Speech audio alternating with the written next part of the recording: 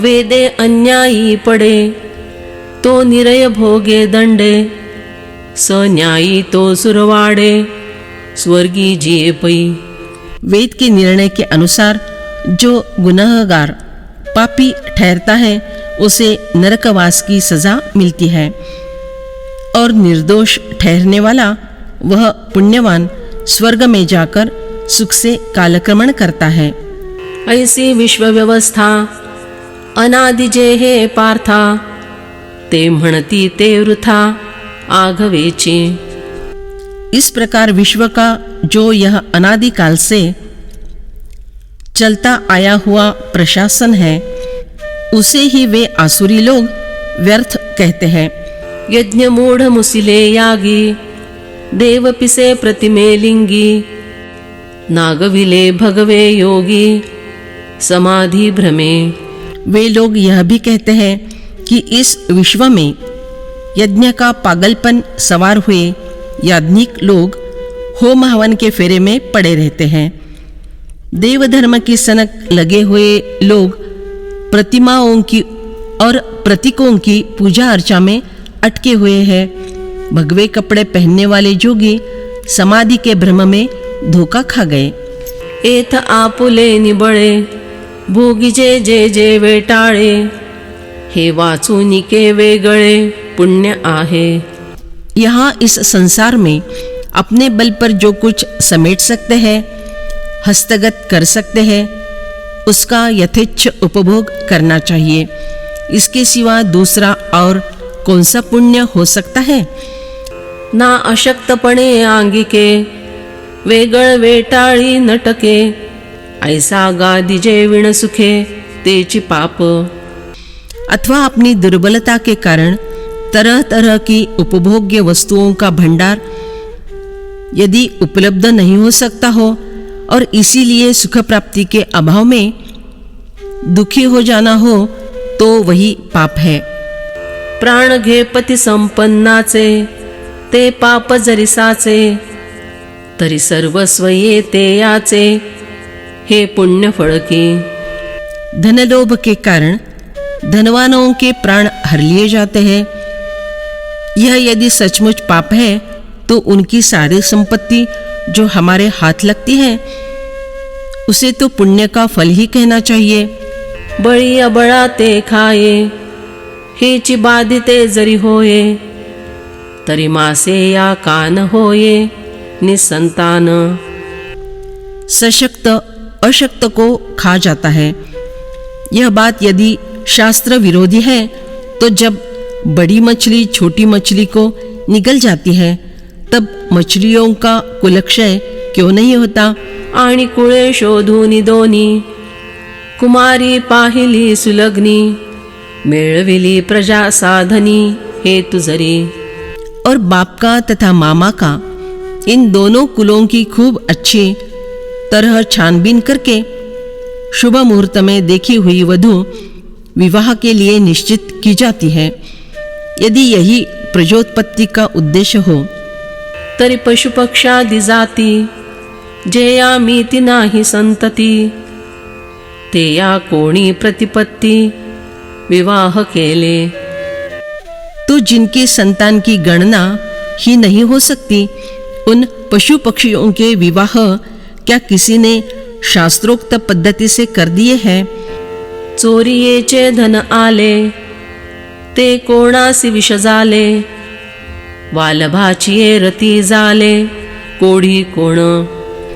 चाहे चोरी का पैसा क्यों न मिल जाए, पर फिर भी क्या वह किसी के लिए विष अर्थात बाधक सिद्ध हुआ है?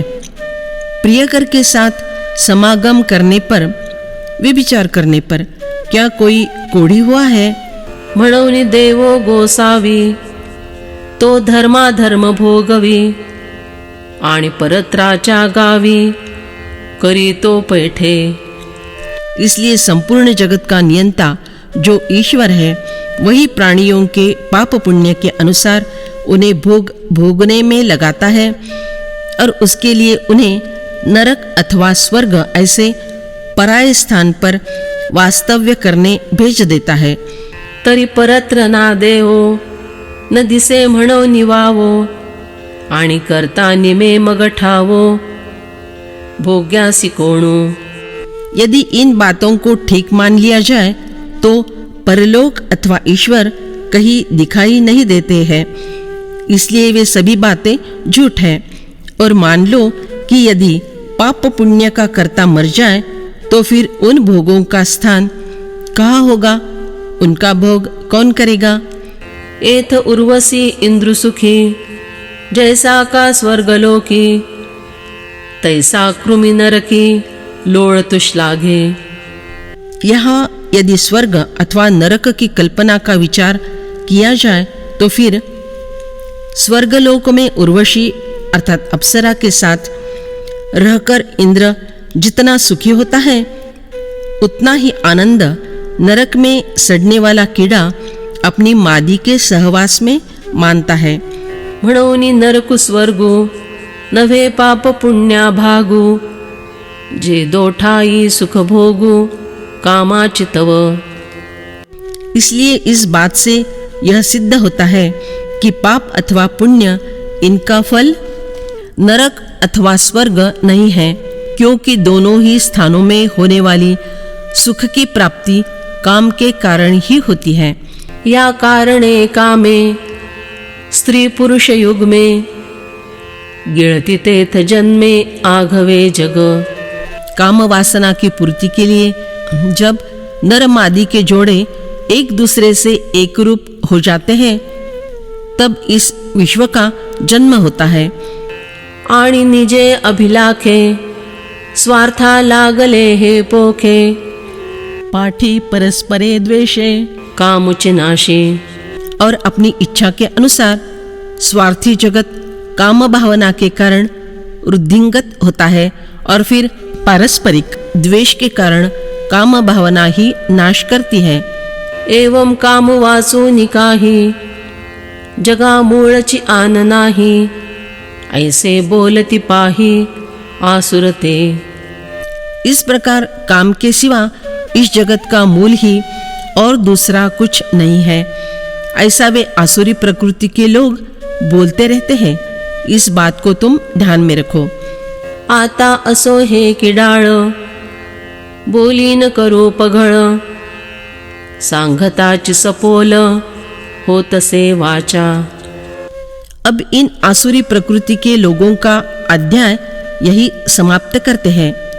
अधिक विस्तार से समीक्षा करने की कोई आवश्यकता नहीं है, क्योंकि इस घृणित बात का विवरण करते समय उन दोषों का स्पर्श होने से वाणी थकने लगी है।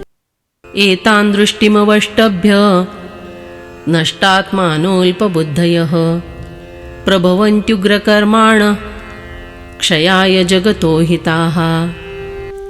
इस पूर्वोक्त नास्तिक दृष्टि का आश्रय लेने वाले जो मनुष्य अपने नित्य स्वरूप को नहीं मानते, जिनकी बुद्धि तुच्छ है, जो उग्र कर्म करने वाले और संसार के शत्रु है, उन मनुष्यों की सामर्थ्य का उपयोग जगत का नाश करने के लिए ही होता है। आणि ईश्वराची आखंती न सुदिया करीती चांथी हे ही नाही चित्ती हा निश्चयो। और ईश्वर के साथ द्वेष करने से पैदा हुई चिंता के कारण ये आसुरी लोग व्यर्थ चर्चा जबानी बकवाद करते हैं। इतना ही नहीं बल्कि उनके मन का तो यही निर्धार होता है। किंबहुना उघड आंगी भरून या पाखांड नास्तिपणाचे हाड रोविले जिभे। और अधिक क्या कहूँ, परंतु ऐसा लगता है कि उन लोगों ने स्वयं अपने में खुल्लम खुल्ला पाखंड भर के जिह्वा में नास्तिकता की हड्डी का रोपण किया है। जिह्वा में हड्डी रोपना अर्थात अभद्र विषयों के अतिरिक्त अन्य विषयों का बहिष्कार करना अथवा अभद्र विषयों को चबाते रहना। तेव्हा स्वर्गालागी आदरू का नरकाचा अडदरू या वासनांचा अंकुरू जळोनी गेला। अब ऐसी अवस्था में स्वर्ग के प्रति आदर भाव अथवा नरक के प्रति भय होना, इन भावनाओं का अंकुर मूल में ही जलकर भस्म हो गया है। ते अंतःकरण नष्ट म्हणोनी न सुचे स्पष्ट, बुद्धि ही निकृष्ट अल्पतेया। उसका अंतःकरण अर्थात अंतःकरण का सद्भाव नष्ट हो चुका होता है, इसलिए उसे अच्छा कुछ सूझता नहीं, अच्छे विचार मन में नहीं आते। उसकी बुद्धि निकृष्ट और अल्प होती है। मग केवळ ये देह खोडा, अमेध्योदकाचा घडा, विषयपंकी सुहाडा बुडोनी ठेला। हे वीर अर्जुन, जिस प्रकार गंदे पानी में बुदबुदा रहता है, उसी के समान वह असुर इस शरीर रूपी शिकंजे में जकड़ा जाता है और विषय रूपी कीचड़ में डूबा हुआ रहता है। जे आटावे होती जळचर, ते डोही मिळती ढिवर, का पडावे होय शरीर, ते रोगा उधो। जब जल के सूख जाने पर जलचर मरणोन्मुख होने लगते हैं, तब मच्छीमार धीवर उस दह या जलाशय के तट पर आकर एकत्र हो जाते हैं, अथवा देहपात का समय आने पर शरीर में अनेक रोगों का प्रादुर्भाव हो जाता है। उदयले केतुचे जैसे, विश्वा अनिष्टाची दोसे, ते जन्मति तैसे, जे लोका आटू। जिस प्रकार धूमकेतु का उदय यह तो विश्व का अनिष्ट करने के लिए ही होता है, उस प्रकार लोगों का सत्यानाश करने के लिए ये आसुरी लोग पैदा होते हैं।